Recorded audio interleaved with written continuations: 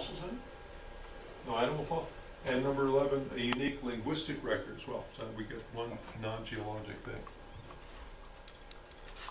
Number 1, we got a record of a destroyed world, not a normal ecosystem.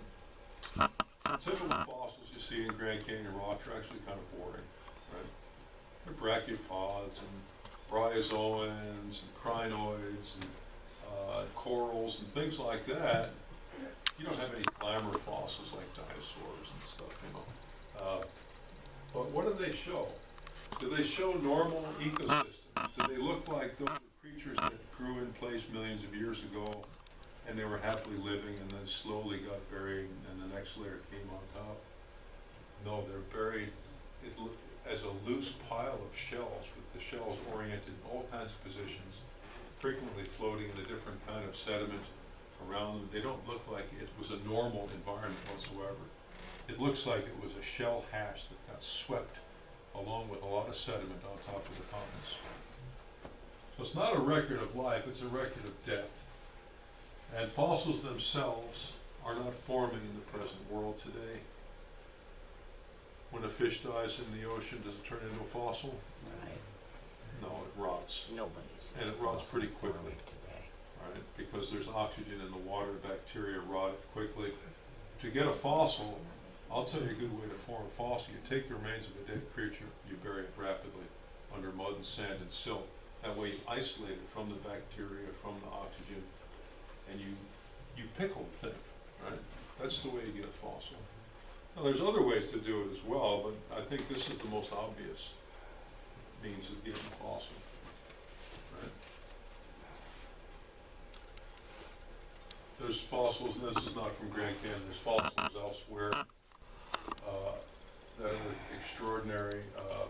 For example, you have mummified fish, where it's not the skeleton that got petrified, but the whole fish. You have graves that have bodies in them like that too. Yeah, I suppose, maybe, In yeah. Louisiana, in Indiana, there were some people who had buried their mother, and 7 years later they were going to move, and they dug up a fossilized body. Okay. Yeah, so sometimes you have the mineralization, even, you know, rarely in modern contexts, happening a lot faster than you think. Gene Stratton Porter wrote about that in 1916. It was known a long time Sure. ago.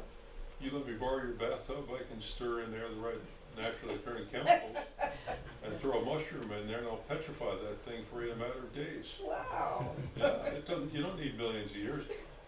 Time doesn't enter the equation at all. Chemistry is what dictates whether you get a fossil or how fast it forms or anything like that. It's a complete folklore that you think time is connected with fossils. Yeah. Nothing whatsoever. If the chemistry's right, it can happen quickly. If the chemistry's not right, well, it might take a long Never time. Oh, so mummified fish, internal parts, gill structure preserved, the scales preserved, the whole thing is pickled in rock. In order for that thing to be buried, it had to be buried instantly. Because you leave a fish out on your picnic table, it doesn't take long before it begins to rot, right? That thing did not sit around on a picnic table. That thing got buried fast. So fossils imply rapid burial. Jellyfish, now jellyfish got no bones at all, right? And they usually don't last till the next tide. When the tide comes in, the things rot or the seagulls eat them or something, right? They found fossil jellyfish. You got to bury that immediately after the thing dies, before the next tide comes in, probably. Soft dinosaur tissue, they found dinosaur bones with, they cut up a T-Rex bone several years ago because they had to transport this huge thing back to the lab. They broke it up, right? They saw the thing in half and they, what's that rubber band thing coming out of there? Oh, they plucked it with the tweezers, went boing, you know? It was a blood vessel. And that wasn't millions of years old, or it would have been beyond anything. Yeah, exactly. And it had red blood cells in it. The thing was essentially bleeding. Not literally, but, you know, you get the idea. Yeah, you're going to tell me that thing was 65 million years old? Right.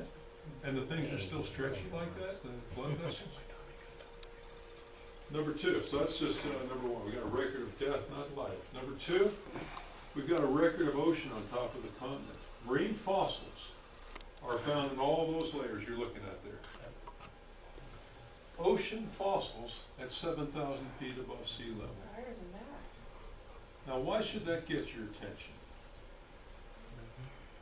You know, there's a good reason why. Continental rock is buoyant. It tends to stick up. It's made of lightweight minerals. The continental rock underneath the sedimentary layers is made of silica rich. It's relatively lightweight. It sits high in the mantle. The seafloor, on the other hand, is made of dense minerals. This is why the oceans tend to sit low and the continents sit high, because there's a compositional difference, continental crust versus oceanic crust. And to get the ocean to advance on top of buoyant continental rock, which floats like a big surfboard, you have to dream up some extraordinary measures to do this.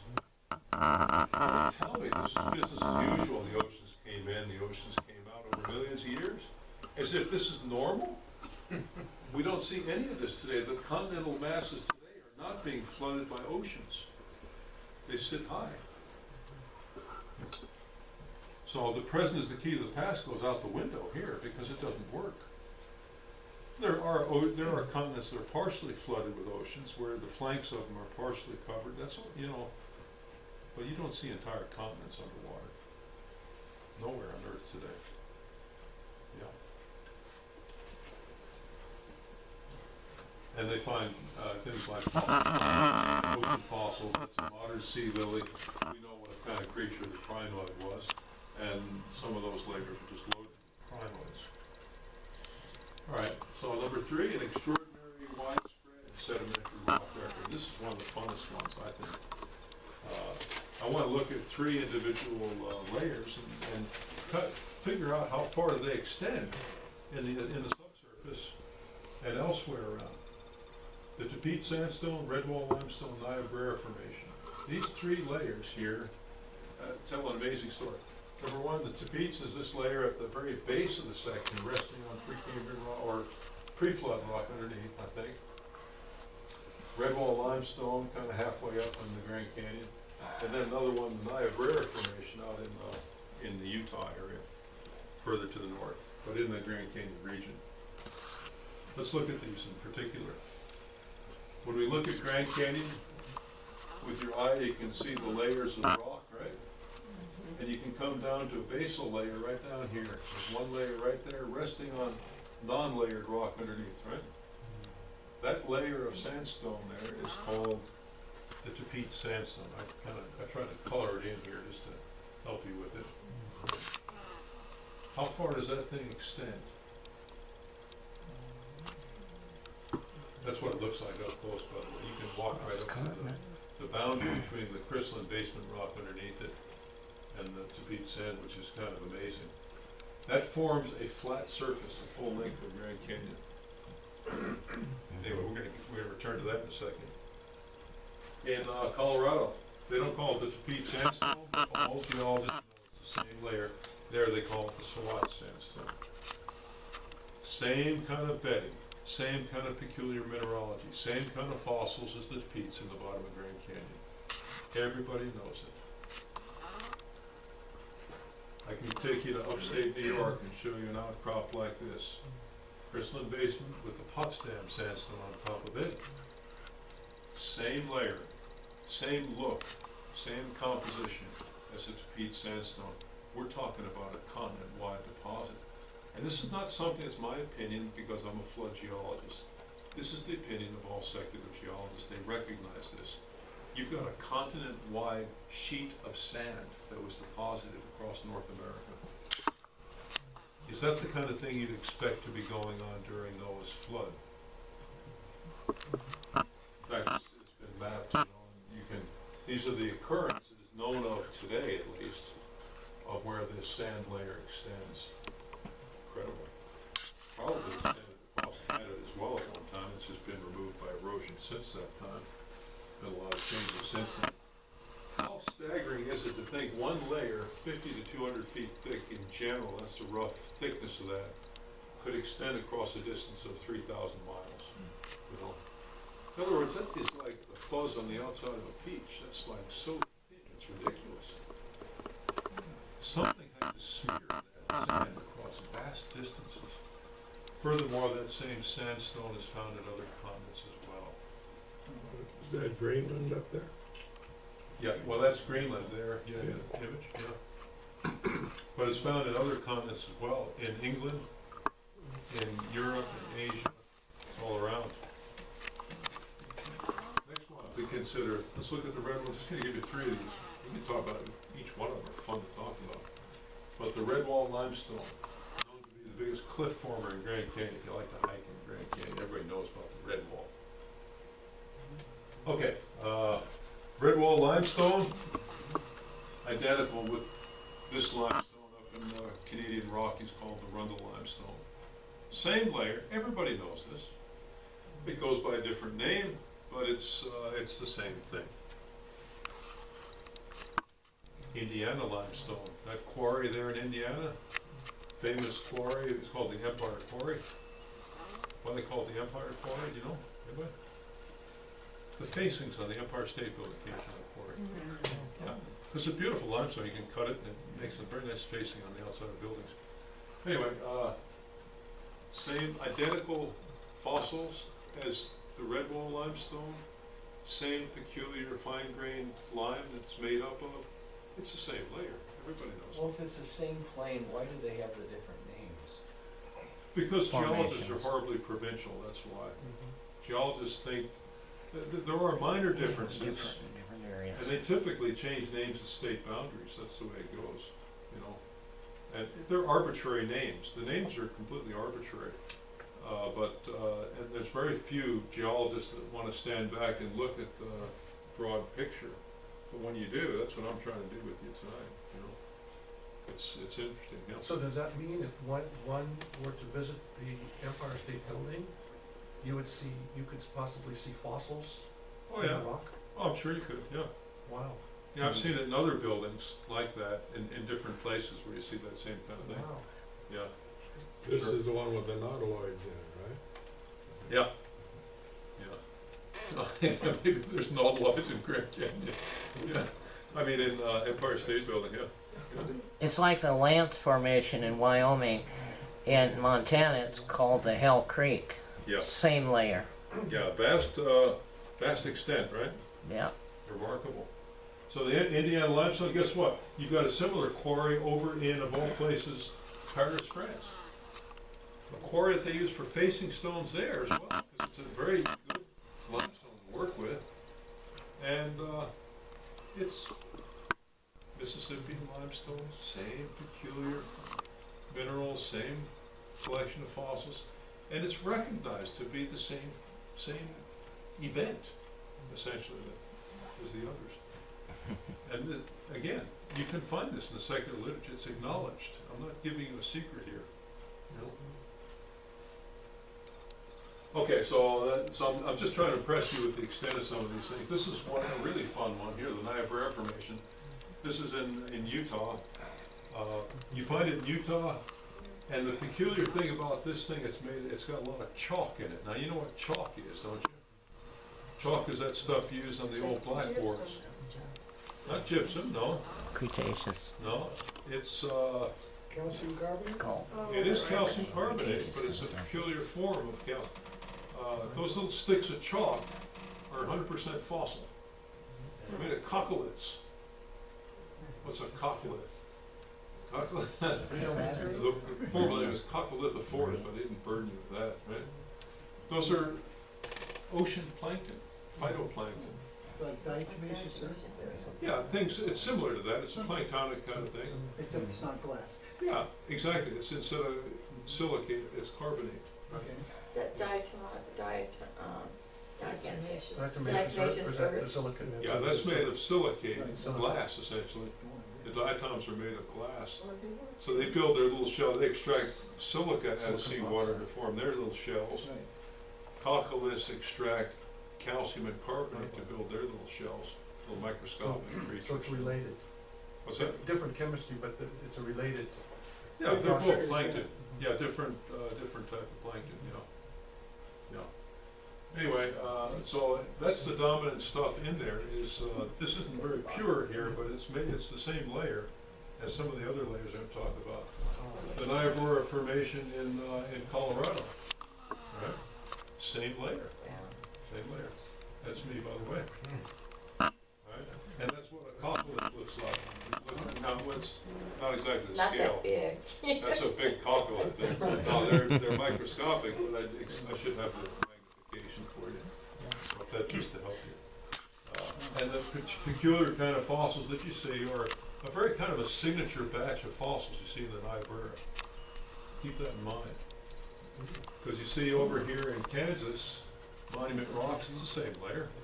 Niobrara Formation, same layer.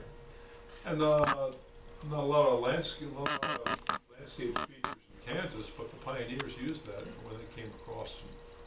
They said, oh, when we pass Monument Rocks, we're getting close to getting across, you know. Yeah. Anybody know where that is? Ever hear of the White Cliffs of Dover? Yeah. That's what they are, right there. Chalk, That's the right? city of Dover, right there in the foreground. Mary. Aren't those cliffs chalk? Chalk, that's what we're talking about. Continuous with the Niobrara Formation in the U.S. Same layer. Mary Anning. Not only that, this is Dover in England. Same coccoliths, same kind of fossil, same signature, everything. It's the same layer. And there's only one interval in the whole set in the rock record, really, where you see an abundance of chalk, and it's in that one. You don't see multiple layers. It's a peculiar thing. Some of the landscape in England is made of these chalk layers, right? And same thing over on the Normandy side, continuous. Hanover, Germany, French Mediterranean, Israel, Egypt, Russia, Cyprus, even Kazakhstan, Central Asia. We're talking about a vast deposit of chalk that extends across multiple continents. How do you explain something like this without appealing to some kind of a global process to do it? I'm not sure how I can explain that in a flood model. I've got some ideas, but the point is you have to appeal to something large scale, not local, to do this. And something of extraordinary conditions. This is not the present is the key to the past. This is not business as usual here. It's something extraordinary happening. That's where the name Cretaceous came from. Exactly. Cretaceous means chalk, yeah. Yeah. And even in Australia you see the same chalk there. That's a lot of plankton. It's a lot of plankton, exactly. Yeah, it is right. It's a good point. Yeah. Okay, so we're talking about fossils high on the mountains. We're talking about a record of death where it's a death assemblage, not a living community that we see largely in the rock record. We see this vast extent of these things, and now we're going to look at something amazing. Like I drew your attention before, you can trace with your eyes, you can see the layered rock down and gets layered, layered. They hit non-layered rock down here, right? Everybody can see that. And it's called the Great Unconformity. That's the boundary. There's a boundary there between where the layered rock rests on the non-layered rock underneath. And geologists give that the name the Great Unconformity. Now what do they call it that? The Great, it's the mother of all unconformities. In other words, this is the big one. It's the single greatest discontinuity in all of Earth history, and all geologists recognize that. If you ask any geologist, what would be the single greatest break or change worldwide in the rock record, they would all point to the Great Unconformity, because it is.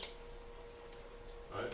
And in Grand Canyon, it's in really great display, and I just put some arrows to help you out, and I think you can see where the non-layered rock meets Where at the the cut bottom. bead sits on top of the rock below. Two beats resting on the rock, right? And so that represents a flat surface, not just in Grand Canyon. Very little relief on that surface. I mean, there's swales and hills. There's some relief on that surface, But you can track that relief there. There's very little relief when you see it on other continents. It's found worldwide. We're talking about a global erosion surface that begins the whole fossil-bearing succession here. Is that the kind of thing you'd expect from a global flood? Sure. Something leveled this planet. Something big leveled this planet, and it marks the boundary between continental rock underneath and ocean rock on top. You tell me that's not significant. Question? Yeah, you mentioned earlier that the standard idea that evolution is that these layers were formed slowly over millions of years by ocean coming in, going out. So I was just curious about something.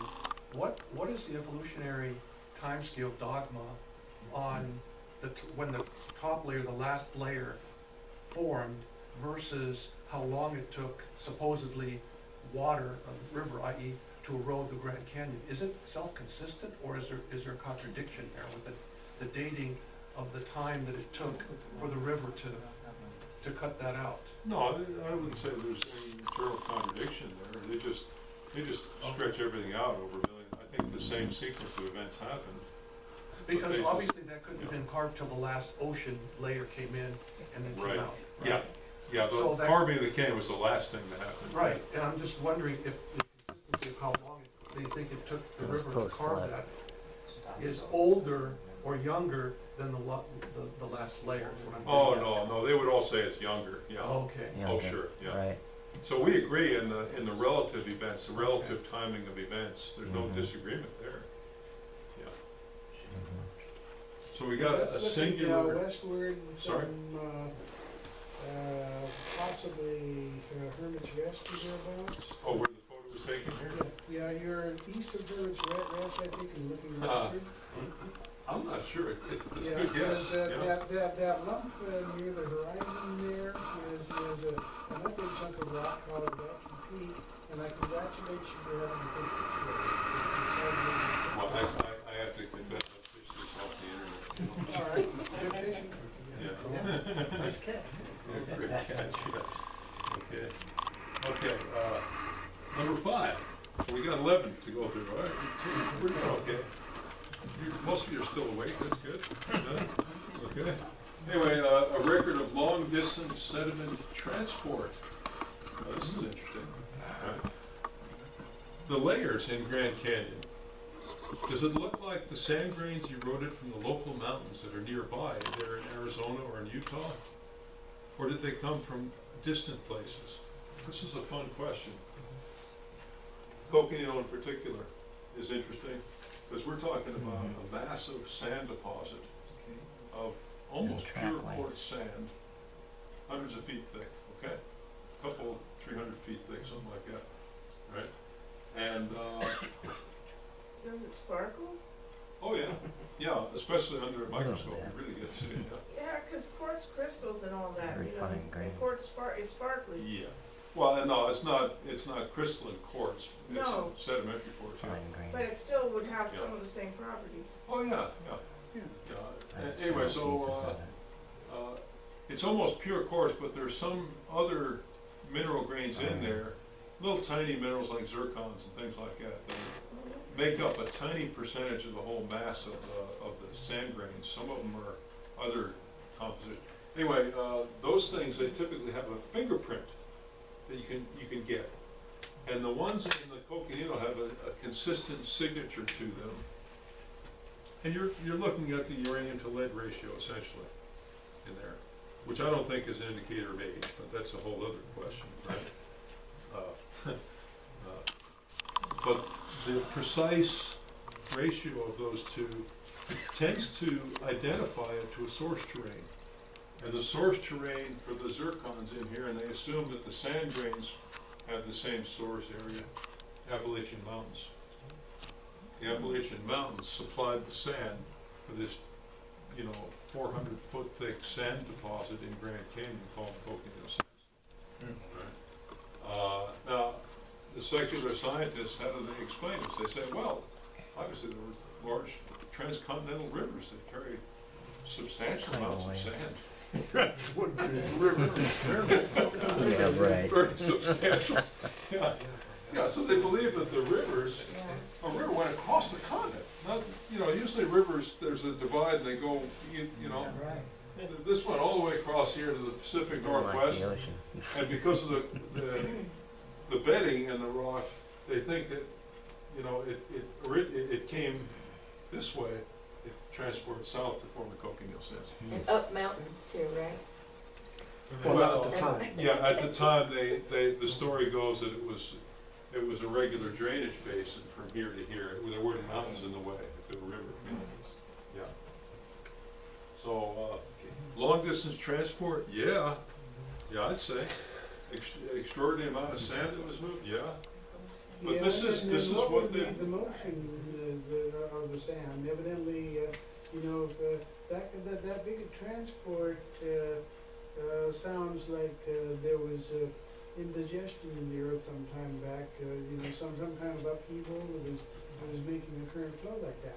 Because that big arrow there would scale to, what's it, over 2,000 miles? sure, yeah, easily. Now, are there many coconino sandstone-like deposits all along the way, or is it just from there to there and, I mean, down?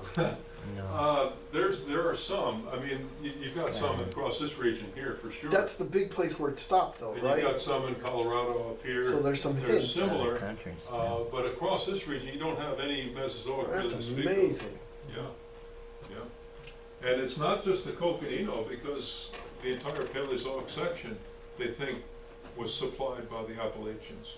So it's not just the coconino, but I think it's like from the, let's see, from the red wall up, all of that section, whatever sand grains are in there, they came from the same place. Wow. Mhm. We're talking about a massive amount of movement of stuff across continent. Is there anything comparable on the earth today? Rivers that operate on such a scale, Yeah, you see it every day. it's incredible. That is seen on other continents too, and it doesn't have fossils in it except for tracks, Yeah, trackways, lots of right, them. and that's a fun subject to get into. I wish we had time to get into that. Oh, we could expand this into multiple components here, you know. But in the coconino sandstone are these, what are called cross beds. Now, I drew some red lines there, and there's some, if you look carefully, you see lines going that way, and you can also see lines going this way too, Wingate. right? And the Coconino. picture that helps with that is this kind of picture where you have that sand, when it accumulates in dunes, right? And now dunes can form underwater or Supposedly. above ground, either way. We assume sand dunes always happen in deserts, and that's the way they teach it in Grand Canyon. They make that assumption, right? But that's not We know they also form underwater. Mhm. And so you have some kind of a current Shallow flow, water. and the sand grains are being transported from one direction, and they tend to stack up like this in a lateral fashion, right, with these inclined beds called cross beds. And then swoosh, you get a big current flow, and the next one comes in on top, and the next one, you get a stack of those things. And that really is a lot like what the coconino looks like in terms of internal bedding, looks like that. You see it in a lot of sandstones. In fact, most of the sandstones in Grand Canyon have that kind of cross bedding. It indicates current flow, underwater current flow, I think, and strong currents. And the trackways that have been found in Also, it's Navajo there, they, and other Yeah. strata too is identical to coconino, right. even yeah, though they're dated different. Yeah, but then they find trackways of, you know, amphibians, they think, Wingate. yeah. Track left to right pattern in the rocks of creatures that were apparently trying to escape while the currents were being deposited. And 'Cause they were only- being blown sideways. It's a many really, times. really fun, it would take a while to develop the whole thing, but it's a really fun detective story on how those trackways got there. We got a really good flood story on Mhm. it, with good evidence for it. But Just I'm a not gonna- peripheral question. Peripheral, The top of that sandstone yeah. site doesn't look like any place that would be park and view, let alone getting out on top of it. Those people out there, scientists, how do they get up there? I mean, Oh, yeah, that's John Whitmore out there, yeah. Yeah. You know, there's ways that they were able to walk out to there. It wasn't, they weren't climbing with ropes or anything. It doesn't look like the ordinary Grand Canyon visitor would That's, be out. yeah, this is actually in Sedona area, yeah. And they were doing some, John Whitmore is a geologist at Cedarville University. And he founded the geology department. He's an ICR graduate. And their graduating students there are top caliber, good students. Anyway, so he's involved in coconino research, which is really fun. Okay. So, that's me, I'm sorry, I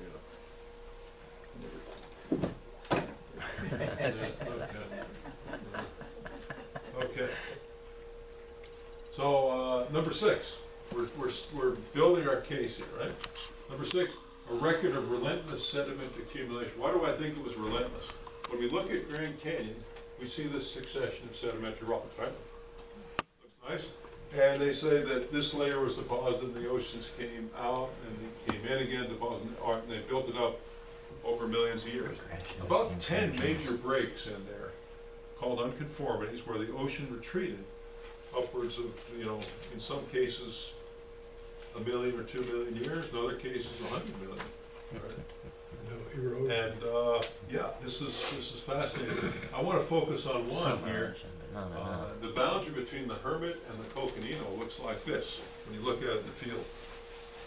It looks just like, I mean, it's a knife edge contact. So there's the Hermit shale underneath, Coconino on top of it, right? And that thing is flat as a billiard table, isn't it? Guess what? It's that flat for the whole length of Grand Canyon. You can see it in the walls of Grand Canyon. Even from a distance, you can spot that, right?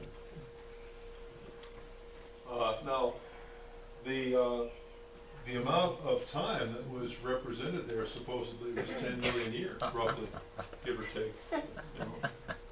When the ocean, so the ocean this is what their story, the ocean deposited the Hermit shale, and then the ocean retreated, and then this whole other succession came in and began to deposit this one on top of it 10 million years later. You see that? Now, do you think, I'm just going to ask you, you're not even a geologist, I'm going to ask you a question. Do you think 10 million years after this thing was exposed to the ravages of erosion for 10 million years, do you think it would be a flat surface by the time the next layer came on top? Or do you think there'd be some relief on that surface? There ought to be a Grand Canyon in it. Yeah, I agree with you. Yeah. Yeah. There's got to be some kind of rills or gullies or, you know, some kind of a uneven surface. When that thing is flat as it can be, it gets your attention. How can you just turn your back on something like that? Furthermore, this Hermit shale is very soft material. It really erodes. You'd expect all kinds of relief on that surface. Yeah. Okay. So, and you got 10 of those, I'm just looking at one of them, 10 of these unconformities in the Grand Canyon. And what does this do? You think about it logically. It places, and as you can argue, which I think you can do, I can talk to a secular geologist, and you know, I can make a case that this piece was deposited rapidly. And I can make a case for the red wall, and I can make a case for the Coconino, and I can argue that each one of these layers was bang, bang, bang, they were deposited rapidly. And I say, what do you do with your time scale then? You've got 500 million years here, and these layers didn't take a fraction of a million for each one of them to form. You acknowledge that. Where do you put the time? Oh, we have to sweep it in the gap in between the layers, you see. It places more and more of an awkward strain on their thinking, where they have to sweep the millions of years into cracks in between the layers, essentially. In other words, it really is awkward, I think. I think it's difficult to defend. Okay, and then we've got a tectonic record of 2 major upheavals. Remember, there was an upheaval at the start of the flood in the Bible, right? It says that? At the end of the flood, there was another upheaval. How many can you count in Grand Canyon? 2 and only 2 major upheavals in Grand Canyon. 2 and only 2. Remember, I'm going to talk about the latest one first, and this was, I think, toward the end of the flood. This is dated, and I'm going to use this time scale here just as relative dating. I don't believe these numbers are true, but I think the relative layers and so on, you can use that as a reference. There was a time of buckling in the Earth's crust at that point in Earth history, right? We can all agree to that. And you can see how these layers here at Grand Canyon that were once horizontal, they got disturbed severely in this kind of uplift where you have this part of the canyon wall was raised 2,000 feet relative to the same layer down here 2,000 feet below. In other words, there was a big movement in the earth that uplifted one side relative to the other, and the strata draped over the top of them. The Great Dane coming to a stop on a scatter rod? Say that like a what? A Great Dane coming to a stop on a scatter rod? Good, that's almost poetic there, I like that. Yeah, good. Yeah. So this is, so that one marked, and peculiarly, this also, that time is an interesting time because that marked the end of these vast continuous deposits, and the layers above here are more regionally located, the deposits that are above it. So this really does seem to fit with the end of the flood. Right. And then down at the flood, pre-flood boundary, you've got the other major upheaval of the earth. Something happened prior to that great unconformity because you can see there's tilted layers, there was upheaval, there was bending of rocks, there was all that going on in that episode down here at the bottom of the canyon here, and then there was one here as well. And it's hard to understand this if you're not a geologist. It's okay, but believe me, this is the basic geologic picture that's presented, and it really fits well with the biblical record. Number 8, I think we can say we have a singular sedimentary rock record that was once in soft condition at the same time. How can I say that? Right? Well, you're looking there at the Tapete sandstone, and it's normally flat lying, right? Right. Totally flat lying, except at this place right here, where it got tipped up in a vertical position here, like that, right? Now, if you look at that sandstone up close, you hit it with your hammer, you can break it. It breaks readily into uneven breakage patterns, right?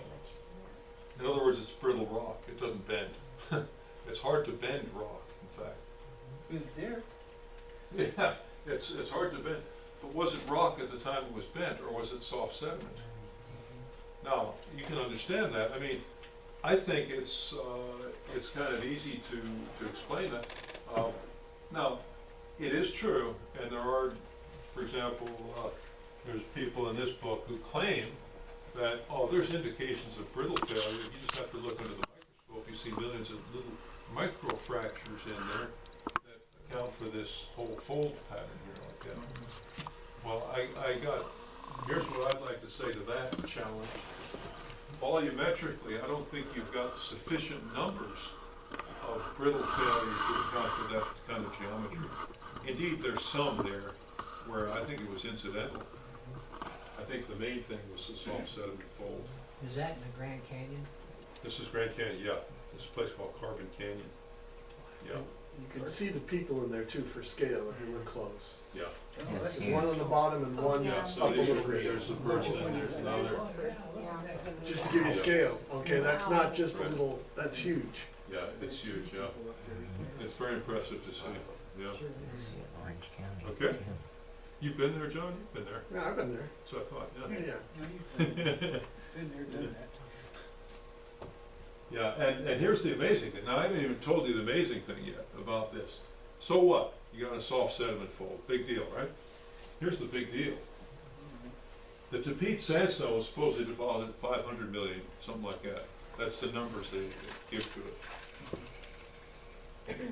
The time of the folding was at 65 million.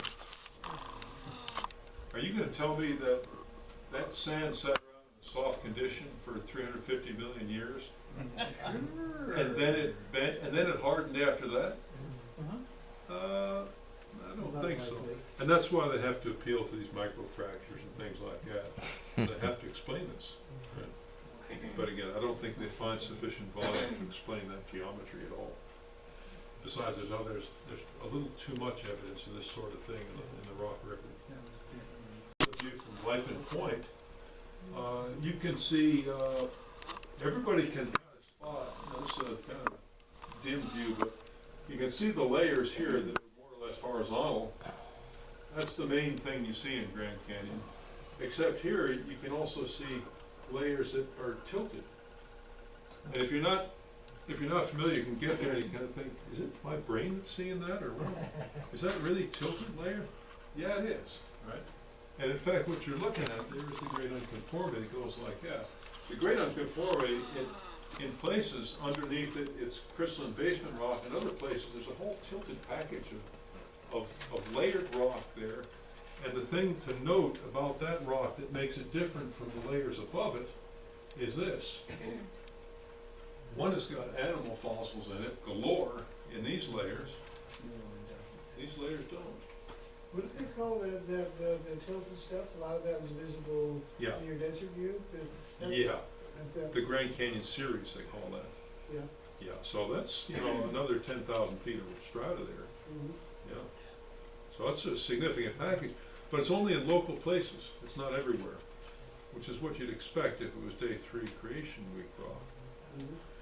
Day 3, God, you know, he says, let the dry land appear, right? And let the waters be gathered together in one place, which kind of implies upward movement of water, erosion of the continents at that time, sedimentation of material, but no fossils to put in it because life wasn't there yet.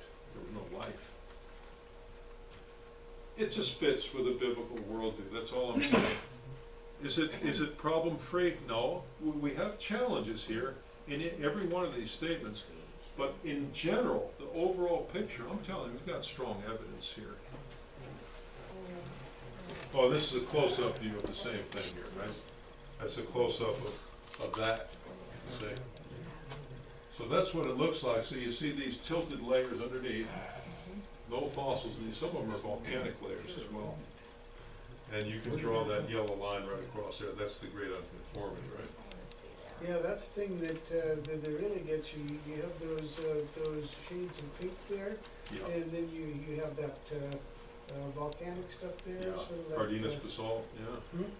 The Cardenas basalt, that's what that is, yeah. Mhm.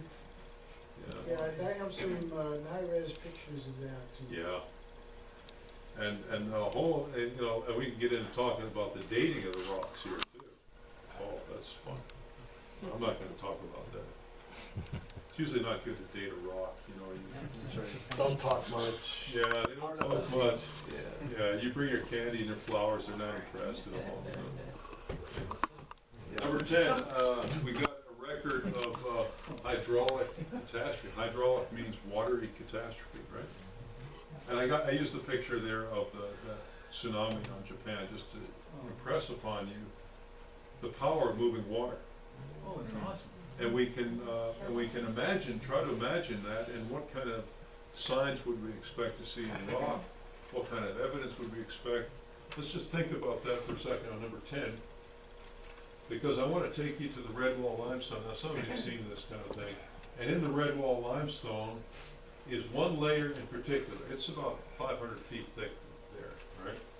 And there's one layer in the middle of the limestone, right? That's where it is, by the way, in the section.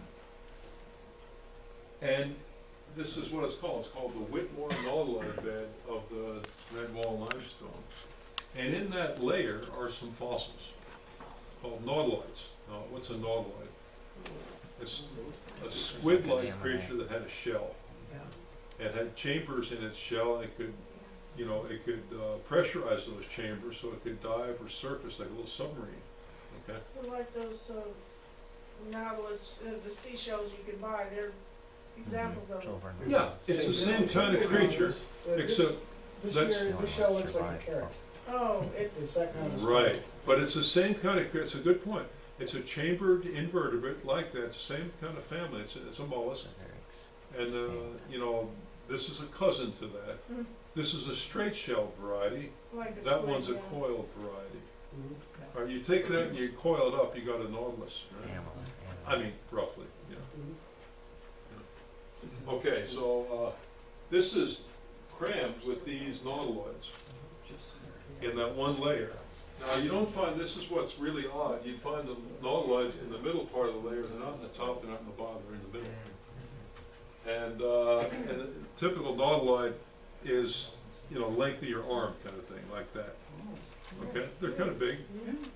Yeah, they're like big squid, is what they are.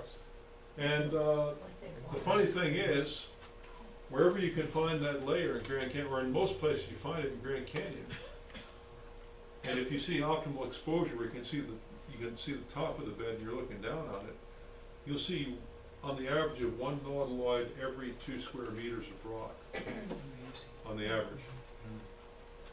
And we see this repeated in many, many places in the canyon. In individual outcrops, sometimes you count 40 or 50 or 70 individual nautiloids in a single exposure, right? What are we saying here? This layer, this 1 6-foot layer extends the full length of Grand Canyon, crammed with dead nautiloids. How did those things get there? And why are they in the middle of the bed, not the bottom or the top? That's peculiar. As a geologist, that's unusual, right? And they're all facing the same direction. Yeah, we can get to that, yeah. Yeah. Okay, this is what they look like. Again, it's not a terribly glamorous thing, but you can see that it was a chambered creature and had a tube running down the middle that was able to pressurize its shells. And you get some of the detail of the creature in a few of these fossils. Now we got a compass there. We're collecting compass directions of the shell. Why? Because it had a pointy end and a narrow end. I'm going to get to that in a second. These are the different localities where we've been able to identify the nautiloid bed in Grand Canyon. And amazing. It was really, I was a part of this research myself with Dr. Steve Austin. It was a real privilege to work with him on this. I learned a lot. But this thing extends from eastern Grand Canyon as far west as Las Vegas, even one site that we think is beyond here, out here. Hundreds of miles of a deposit, one nautiloid every 2 square meters of rock wherever you got optimal exposure. Billions of things. How'd they get there? This was a great murder mystery kind of thing. We collected compass directions on a lot of these things, and you plot the compass directions in a rose plot like this. Statistically, you can identify there's a certain population because there's a pointy end and an open end to the shell. So you can measure the compass, and most of them are laying flat in the strata, so you can put your compass there and measure. Right? A lot of data we're collecting, you know. In this one locality, 163 nautiloids, one locality. So we got a lot of data. And anyway, the upshot is, it looks like some of these things were pointing up current like little flags like this. Another population was being rolled in the current like this. And that can explain this kind of distribution. And this is good paleontology. This is what paleontologists do. Anybody would accept this interpretation. This is reasonable. Anyway, so it indicates there was some kind of current involved when these things were deposited. The shell size was also measured. They measured the girth of these babies, right? It had a long shell, and frequently you could measure the diameter across the shell, right? Some of them were little guys like this, a couple centimeters across, little tiny guys. Other ones were 25 centimeters, like this, right? The diameter. So the whole creature was probably 6 feet long, you know? Anyway, and the key is you've got every size in between. Now that's important. It tells you these creatures were not dying of old age. You had the young and old that were buried in a single deposit in one strata, and the nautiloids are not found in the layers above, they're not found in the layers below. They're just found there. Something whacked that population of nautiloids. And the sedimentary model that really makes sense is the model that Dr. Austin proposed for the Whitmore nautiloid bed, that there was an underwater avalanche, essentially, right? Called it, an underwater debris flow or sediment gravity flow, where you had this kind of laminar flow at the base, and he worked up the hydrodynamics on this. This is all good science. Where this is laminar flow material at the base of this. At the top it was turbulent flow. This all happened in a single swoosh where a population of normals, a gigantic population of these things, was trapped and transported and deposited at the boundary where the laminar meets the turbulent. That's the idea. And so, is that the kind of thing and that would have been an underwater avalanche that covered, you know, probably from the region of Colorado out to hundreds of miles to the southwest. All right? Is that the kind of thing you'd expect to be going on during Noah's flood? You better believe it. I would. And it works, it makes sense. And prior to this, the red wall limestone was considered case closed. This was a slow and gradual deposit of limestone. You creationists, you might be able to make a good case for the tapetes or the coconino, but Steve was told this, I dare you to make a case for the red wall limestone. As a short time later, he found this. That's what prayer does, right? Isn't that cool? Yeah, does that give you the idea the folks on the ark were relieved when that thing finally hit mountaintop? Yeah, that must have been. Yeah, that must have been a fine boat ride. Well, yeah, I suppose. Huh? And just another couple of points I want to underline.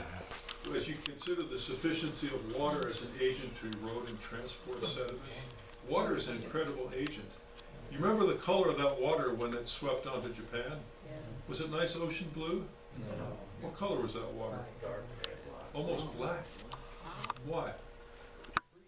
All the suspended sediment, dirt and so on was suspended in there. Water has a phenomenal capacity to carry sediment in a turbulent flow like that. Right? That's Maybe even turbulent. laminar flow.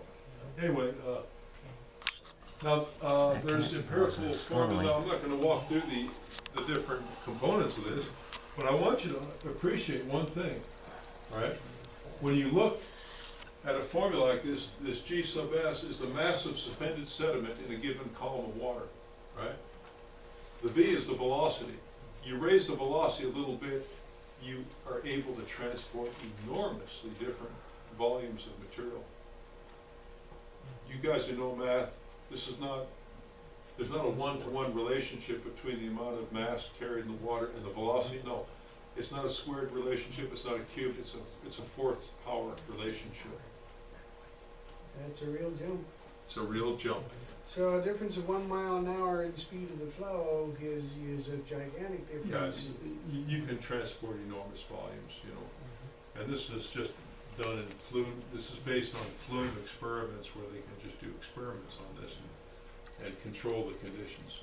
So we know that water can erode and transport enormous material, or it can transport. How powerful is water as an agent of erosion? I want to tell you just a quick story. We're almost done. A quick story, in Grand Canyon, this is a picture of the southwest. This is the Colorado River draining from the Rockies. Here's Lake Powell, and this is the Colorado River draining this way, Lake Mead, etc. Right? You get the picture? Well, these are man-made reservoirs, of course, and there's a dam here called Glen Canyon Dam. And in Glen Canyon Dam, in 1983, there was a near disaster. The public didn't know much about this. In fact, they knew nothing about it. In general, and they had record snowmelt in the Rockies that year. These rivers were choked with water, and they were filling up Lake Powell faster than they could send it out the bottom of the dam. And that this particular kind of dam was constructed that you don't ever want water spilling over the top of that thing. It's doomsday then, right? Anyway, so water was, so they had an issue with water, right? And that's the dam there, 700 feet high, concrete dam. And you can see some of the, the exit water flow from the turbines comes out the bottom of the dam here. And there's also a 40-foot tunnel here that was drilled through the bedrock and connecting with the reservoir here. And it's a 40-foot diameter tunnel, big tunnel, right? 4-story building. And bored through the rock, connecting there. And they only opened those gates in case of emergency when they had to use it, you know? It's just a safety precaution when they built the dam, right? Was that the tunnel concrete line? Concrete line. In fact, it was 3-foot thick concrete Okay. with, you know, with 1-inch rebar and all that.